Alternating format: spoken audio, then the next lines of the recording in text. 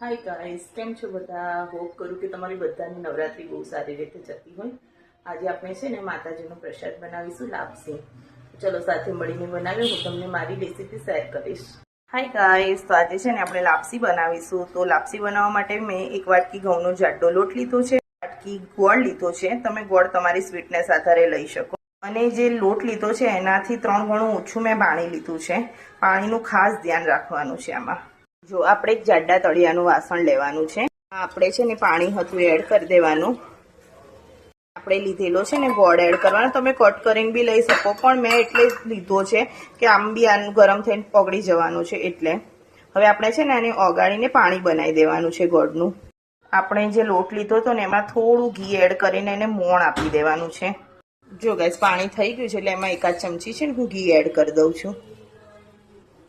જો ગાઈસ, હવે જે લોટ હતો ને ધીમે ધીમે છે ને આપણે એડ કરી દેવાનો છે, મિક્સ કરવાનું નથી.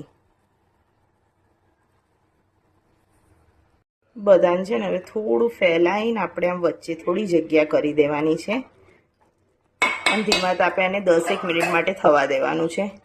જો ગાઈસ, 5 થી 7 મિનિટ પછી આવું કંઈક છે તો આપણે આને છે ને બરાબર મિક્સ કરી દેવાનું છે. ગાઈસ, મિક્સ કરી છે ને પછી છે ને હવે પાછું 5 થી 7 મિનિટ એને છે ને ધીમા તાપે થવા દેવાની છે. જો ગાઈસ, 10 મિનિટ પછી છે ને આપણી લાપસી કંઈક આવી બની ગઈ છે.